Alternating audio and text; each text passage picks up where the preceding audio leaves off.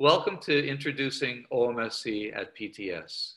I'm Tom Hastings, the Executive Director of the Overseas Ministry Study Center at Princeton Theological Seminary and editor of the International Bulletin of Mission Research, published by SAGE. Following our move to Princeton in July 2020, Introducing OMSC at PTS features conversations with some of the people who have shaped the OMSC story and those charting the path forward. Together, we reflect on OMSC's contributions over the years and our hopes for its ongoing role in being a gathering place for national church leaders, cross-cultural missionaries, theological educators, artists, and lay people, and in leading critical conversations in the fields of mission studies, broadly conceived, world Christianity, and intercultural theology.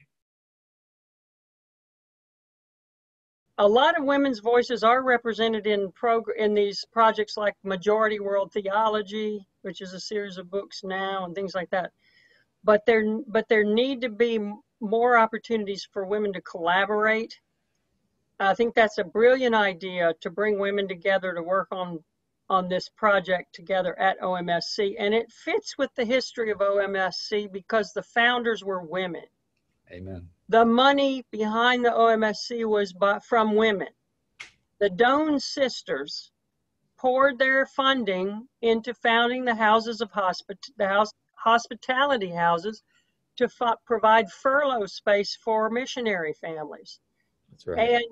And one of the unique gifts of the OMSC is and I think this goes back to the women founders, is that scholarship and practice come together through hospitality.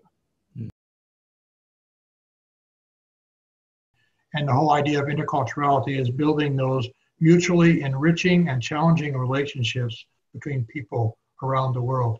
And I think that's what we need to continue to do. And doing that is not easy, as you know from your time in Japan. I mean, mutually enriching. And if you take that seriously, that takes time. And I think that means relationships in particular. But I think, how can we do that seriously? And we've got a lot of challenges in front of us yet. We know with all the stuff going on with racism, reminding not just us, but the rest of the world about the barriers we have. And this is where I think where OMSC can be very prophetic in what you are doing. And you've been doing it already, and maybe, and again, we take it for granted. But I think to be a part of this building mutually enriching and challenging relationships between people who may be fellow Christians, people of other religions, people of no religion, how can we continue to do that? And I think, there are some areas out there that are going to be challenging as we go.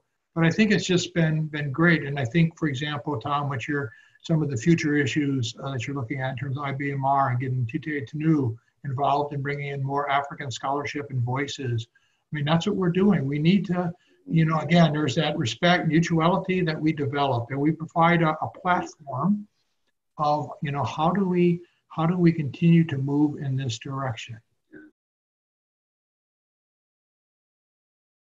To become friends with scholars is really, really fantastic. And I think it really, I think for both of us, we are so ecumenically connected because evangelicals and mainline Protestants and Pentecostals have faces. They aren't just ideas, but they're Gary McGee and Darrell Whiteman and George Hunsberger and Bonnie Sue Lewis and all these are dear friends, and in some ways easier to talk to them than some of our Catholic sisters and brothers. There's a friendly spirit there. It's a spirit of a place where we're here together. We have different degrees, different experiences, but we are committed together to working together. And that sense of community, we must never lose that, because that is such a powerful thing, and that always brings hope. when there's a spirit of community in a world that has lost its ability sometimes to be community. Yeah.